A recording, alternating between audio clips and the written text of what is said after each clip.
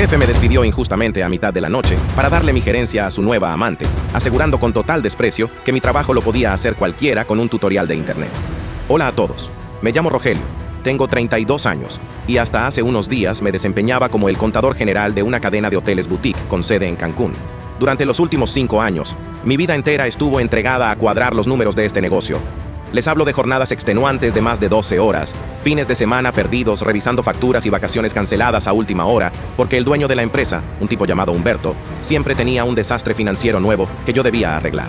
Yo era el empleado de confianza, el que sabía exactamente qué cuentas se pagaban a tiempo y el que mantenía la contabilidad perfectamente limpia ante las autoridades para que el negocio pudiera seguir expandiéndose sin ningún contratiempo. Sin embargo, toda esa lealtad que construí con sudor y noches de insomnio se empezó a pudrir hace un par de meses, cuando Humberto contrató a una supuesta consultora de marketing llamada Vanessa. Desde el primer día, quedó claro que Vanessa no tenía la menor idea de cómo posicionar una marca ni de cómo funcionaba la hotelería, pero lo que sí sabía era cómo manipular a Humberto. En cuestión de semanas, la tipa se convirtió en la sombra del dueño, obteniendo un sueldo que duplicaba al mío y exigiendo lujos dentro de la oficina que la empresa apenas podía costear. Yo intenté advertirle a Humberto en varias ocasiones que los gastos de representación de Vanessa estaban desangrando el flujo de efectivo de las sucursales, pero él simplemente se limitaba a decirme que yo era un cuadrado sin visión y que ella estaba llevando el negocio a un nivel más sensual y moderno. Toda esta farsa corporativa llegó a su límite el martes de la semana pasada. Humberto me citó en la oficina presidencial y con una frialdad que me caló hasta los huesos, me informó que el departamento de contabilidad pasaría a ser reestructurado y que mi ciclo en la empresa había terminado.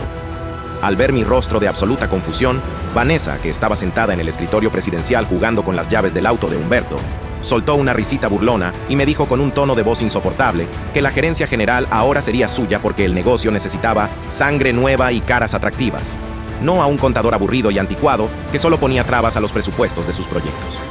Humberto asintió con la cabeza, deslizó un cheque de liquidación ridículo que no cubría ni la tercera parte de lo que por ley me correspondía y me ordenó que entregara mi computadora de inmediato. Recogí mis pertenencias en completo silencio, aguantando la humillación de ver cómo los guardias de seguridad me escoltaban hasta la salida del edificio, mientras Vanessa y Humberto celebraban con una botella de champaña en la terraza.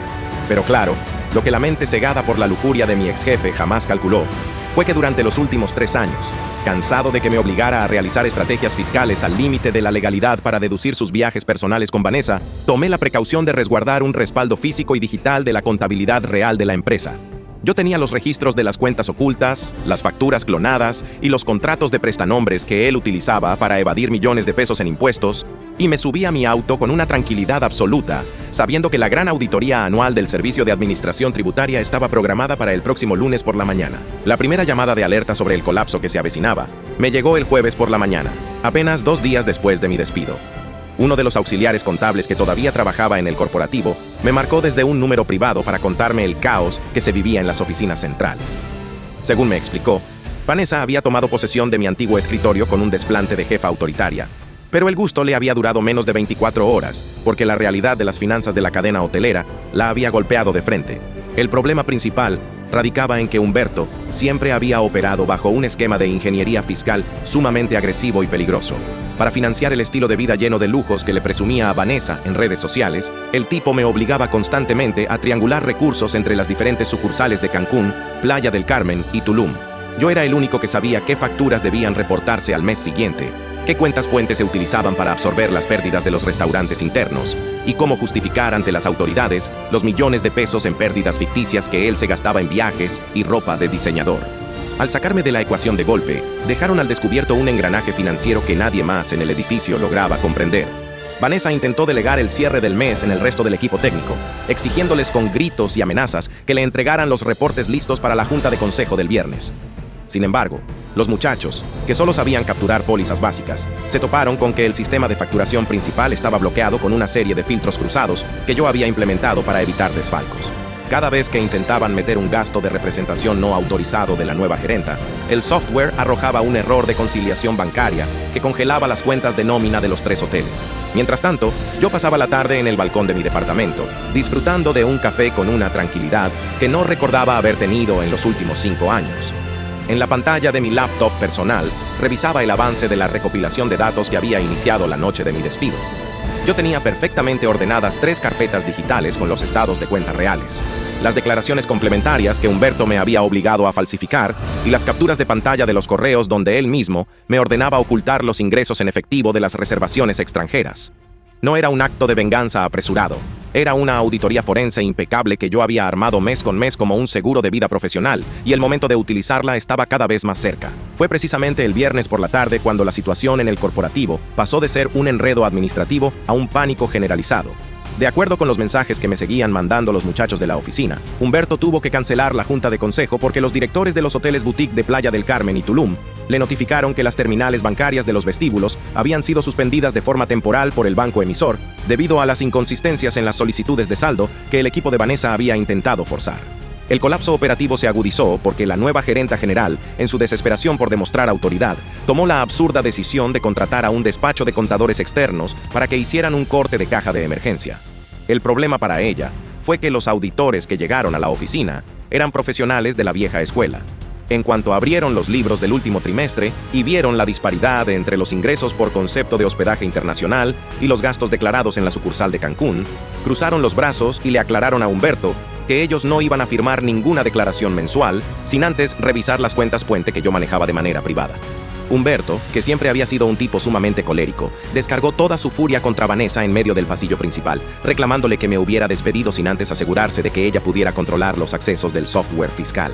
La fachada del dueño exitoso y la consultora brillante se desmoronó por completo frente a los empleados, quienes observaban cómo el imperio hotelero se quedaba sin liquidez para pagar los insumos de las cocinas y los sueldos de las camareras a solo unas horas de que iniciara el fin de semana. Por mi parte, decidí que el tiempo de espera había terminado. El sábado por la mañana, aprovechando el sistema de denuncias anónimas por evasión fiscal del Servicio de Administración Tributaria, ingresé al portal oficial utilizando una red privada. Adjunté de manera meticulosa las 3 carpetas digitales que contenían las pruebas del desfalco multimillonario, los contratos de los prestanombres, las bitácoras de los depósitos en efectivo que nunca se declararon y las copias de los cheques corporativos con los que Humberto pagaba los viajes de lujo de Vanessa. Sabía perfectamente que el SAT cuenta con un protocolo de atención prioritaria para empresas con auditorías programadas, por lo que mi denuncia cayó como un misil teledirigido directo en el escritorio del administrador central de auditoría fiscal, justo a 2 días del inicio de la revisión anual. La tormenta perfecta terminó por desatarse el lunes a primera hora de la mañana. Eran las 9 en punto cuando 2 camionetas oficiales del Servicio de Administración Tributaria, acompañadas por un equipo de auditores federales y notificadores, se estacionaron frente a las oficinas centrales del corporativo en Cancún. No se trataba de una revisión rutinaria, de las que Humberto estaba acostumbrado a sortear con retrasos y prórrogas. Los funcionarios llevaban consigo una orden de auditoría profunda, con facultades de inspección total de los sistemas informáticos, motivada por los indicios de evasión fiscal que yo había filtrado de manera anónima el fin de semana.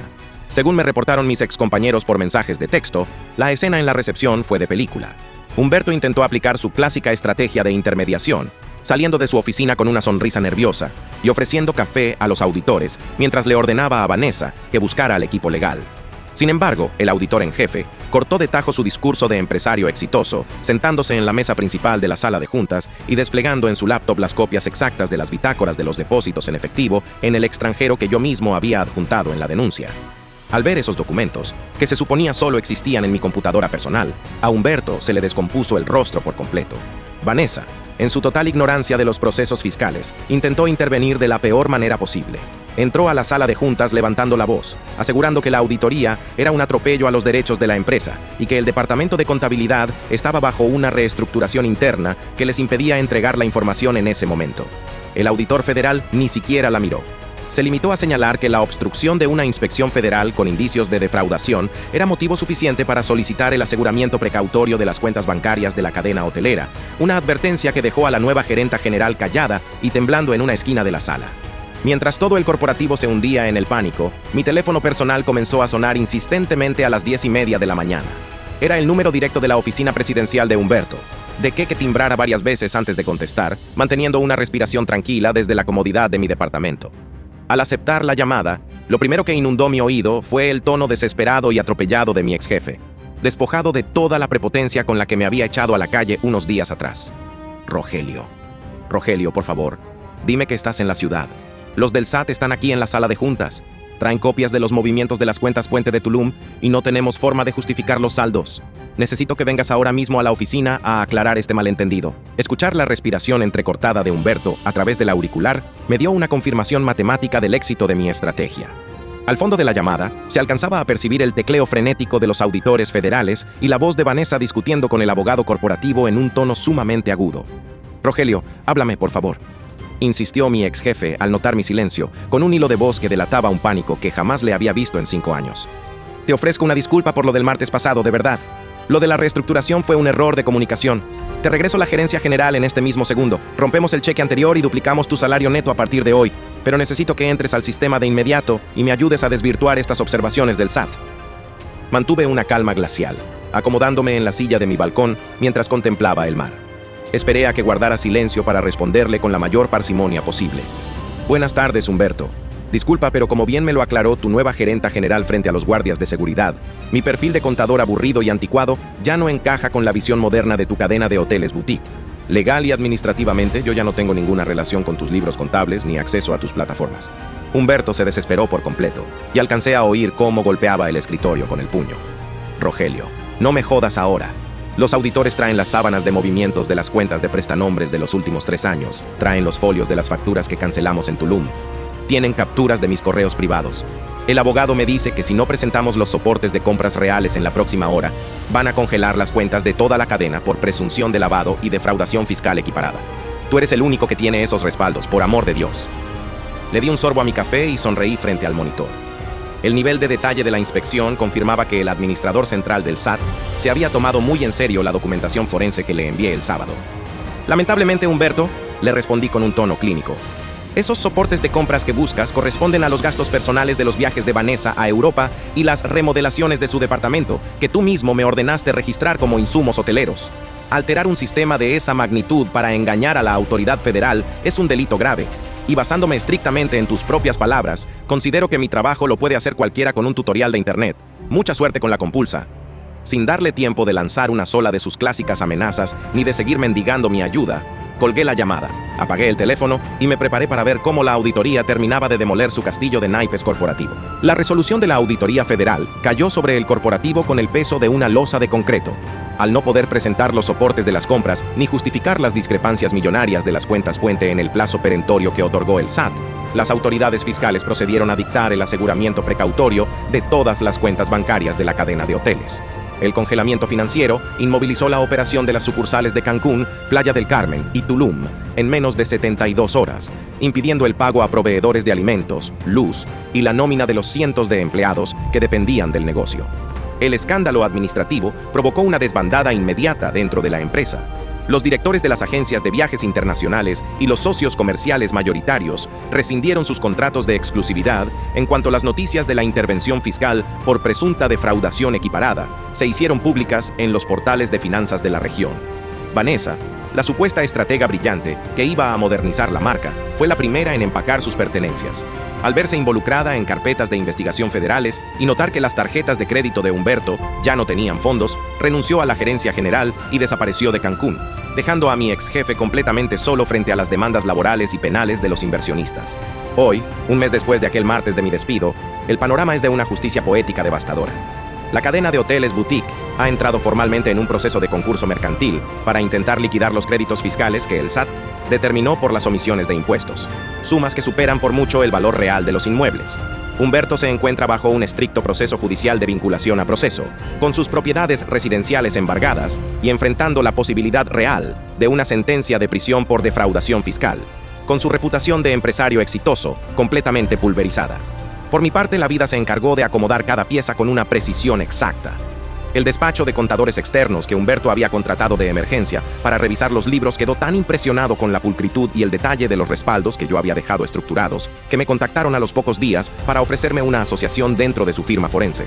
Ahora me desempeño como director del área de auditoría corporativa y prevención de lavado de dinero, con un esquema de ingresos muy superior al que tenía y con el respeto absoluto de un equipo que valora la disciplina técnica por encima de cualquier simulación. A veces, la venganza más contundente no requiere de insultos ni de confrontaciones ruidosas. Simplemente consiste en dejar que la verdad fiscal salga a la luz y ver cómo la ignorancia y la soberbia de un jefe incompetente se encargan de clausurar su propio imperio.